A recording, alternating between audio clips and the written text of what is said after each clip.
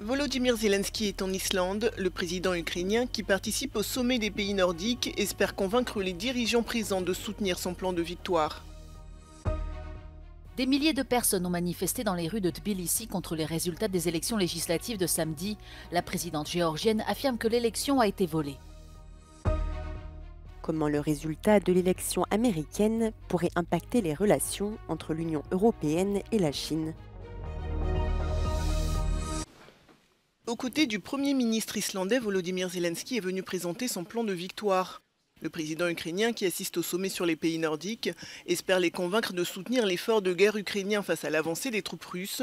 Depuis le début du mois d'octobre, l'armée russe a conquis 478 km² de territoire, un record depuis mars 2022, mais Kiev l'affirme, les soldats ukrainiens résistent et auraient tué 800 soldats russes en une journée. For them, it's not people. I mean that. So they push them, and a lot of Russians are killed each day. So last my connection with the general was today morning, and yesterday, for example, Russian they lost only on the east direction they lost 800 people been killed. So they don't think about it. We have to think. That's why it's not simple. Ce mardi, le Pentagone affirme que 10 000 soldats nord-coréens auraient été envoyés en Russie. Une situation qui inquiète l'OTAN et l'Union européenne, qui craignent une escalade du conflit.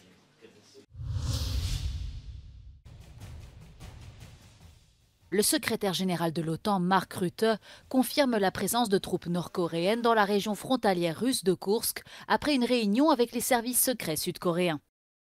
Deployment of North Korean troops represents one, a significant escalation in the DPRK's ongoing involvement in Russia's illegal war.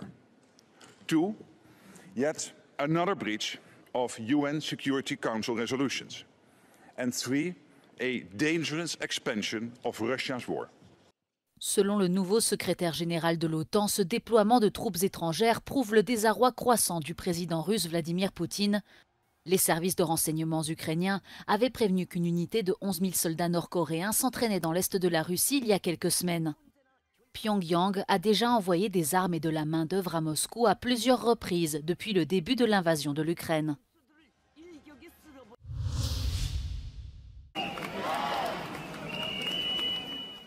Des milliers de Géorgiens se sont rassemblés sur la place principale de Tbilissi pour assister au discours de la présidente Salomé Zourabichvili sur les résultats des élections législatives de samedi avec les représentants des partis d'opposition.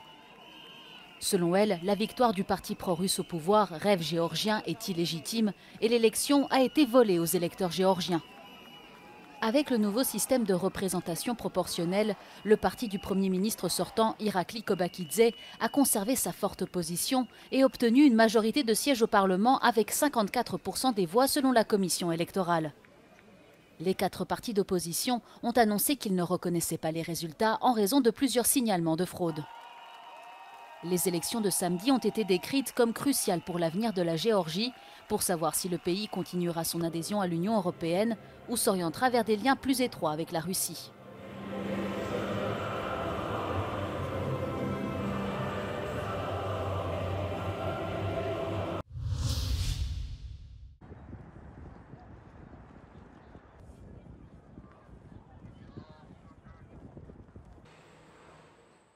L'Union européenne et les États-Unis s'accordent sur un point, s'assurer que la Chine ne dominera pas le marché des nouvelles technologies et des énergies vertes.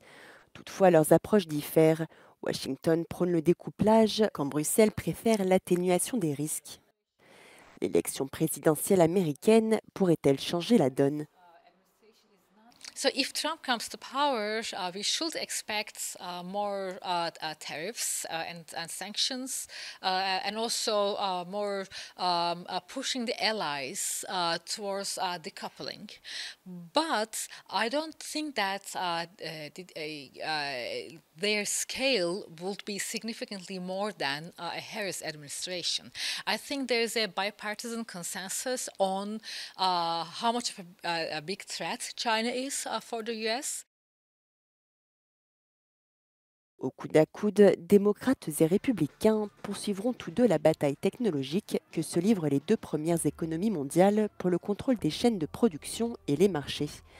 Seule leur méthode devrait différer. With Harris, again, we would see a continuation of what happened with Biden, which means more coordination, more exchange of information, more alignment of policy, which is both positive and negative. Positive in the sense of you have a very close ally that you can work with. Negative in the sense that we've seen a few episodes in which the US and Europe really struggled to align. L'Union européenne voit la Chine comme un partenaire commercial et un rival systémique. Au contraire, Washington voit Beijing comme un concurrent à son hégémonie en déclin. Aussi, si les États-Unis ont cherché à se découpler de la Chine, l'Union européenne ne veut pas couper les ponts avec le géant asiatique car leurs chaînes d'approvisionnement sont trop imbriquées. Les 27 ont toutefois durci le ton. Ils prévoient de mettre en place une surtaxe sur les véhicules électriques en provenance de Chine et ont lancé une enquête sur des subventions chinoises pour les fabricants de panneaux solaires. Escalation of the US-China relations, the tension between these two countries. The US would definitely come down hard on Europe for decoupling. Leaving the moderate, relatively more moderate de-risking strategy in favor of a very sharp decoupling from China, which I think Europe cannot afford.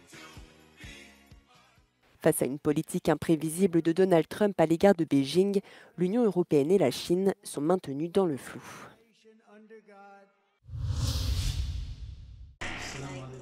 Deux compagnons de l'ombre à la tête de la puissante organisation chiite libanaise.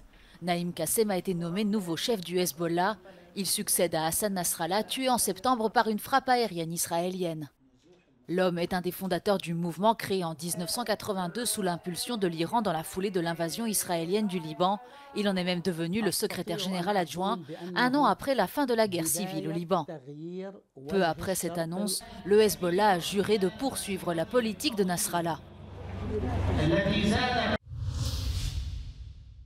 Le chef de la diplomatie européenne, Josep Borrell, a condamné ce lundi l'attaque de l'armée israélienne contre la FINUL au Liban lors du 9e forum régional de l'Union pour la Méditerranée à Barcelone. Decir que hay ataques contra UNIFIL sin decir quién es el que los hace es ocultar parte de la verdad, y que los hace es el ejército de Israel. Y por lo tanto hay que condenar al ejército de Israel. Josep Borrell veut mettre en place des sanctions à l'échelle européenne contre les responsables des colons israéliens en Cisjordanie occupée, ainsi que contre deux membres du gouvernement israélien, Bezalel Smotrich et Itamar Ben-Gvir. He pedido a los Estados miembros que adopten un paquete de sanciones que incluye a distintos responsables de organizaciones de colonos en el West Bank. No tengo inconveniente en reiterarlo. También he pedido que se sancionen a dos ministros del gobierno de Israel, los señores Smotrich y Ben-Gvir, que considero se han distinguido en los mensajes de odio hacia los palestinos. De son côté, le Premier ministre israélien Benjamin Netanyahou a assisté à une cérémonie commémorative pour les soldats et les civils tombés au combat depuis le 7 octobre. Malgré les critiques internationales, il a également indiqué n'avoir aucune intention de mettre fin aux opérations militaires. איננו מרפים ממשימת הניצחון, ומרכיב מרכזי במשימת הניצחון הוא השבת כל חטופינו, כולם, החיים והחללים כאחד, להחזירם הביתה לישראל. Après les attaques de représailles israéliennes contre l'Iran ce week-end, Josep Borrell a également souligné la nécessité urgente d'efforts diplomatiques pour apaiser les tensions dans la région. Le chef de la diplomatie européenne s'est alarmé de la crise humanitaire dans le nord de Gaza, qu'il a décrite comme la plus grave depuis la Seconde Guerre mondiale. Depuis le 7 octobre 2023, le conflit a causé des milliers de morts et de blessés, ainsi que le déplacement d'1,5 million de Gazaouis. La COP16 biodiversité entre dans sa deuxième et dernière semaine à Cali, en Colombie. Les représentants de communautés indigènes de toute l'Amérique participent à celle qui est surnommée la COP du peuple pour demander au pays de tenir les engagements pris il y a 2 ans. Nuestros gobiernos no toman decisiones rápidas, demoran en implementar. Se están dedicando a implementar leyes, están normalizando, pero no están haciendo un trabajo para invertir en aquellas actividades como para recuperar, conservar la biodiversidad. Des négociations sont en cours pour clarifier la mise en œuvre du GBF, le cadre mondial de la biodiversité, adopté fin 2022 par près de 200 pays. Il comporte 23 objectifs, dont celui de protéger 30% des espaces terrestres et maritimes de la planète d'ici 2030. So far we have 17% globally in terrestrial and only 8% in marine and coastal. So there is a strong call to action to that in the national action plans or in the updated targets from the different countries to enhance the protection. But that target cannot go alone without the other target, that is the target number 2, that is to promote the restoration. Alors que la majorité des États peinent à mettre en place leur plan pour atteindre ces objectifs, l'Union européenne dit aborder la dernière semaine de discussion en leader du combat pour la biodiversité. We had Natura 2000 is a vast network of connected, protected sites. So because of that, in the nature restoration law, we are quite confident that the 2030 goal for the land, we will relatively soon reach. For the water, it's a bit more complicated. But also on this, we're working a lot. We will come forward with a water resilience strategy. D'importantes négociations financières ont également lieu à Cali. Selon l'ONU, les investissements verts doivent être multipliés par 3 pour réaliser les objectifs 2030.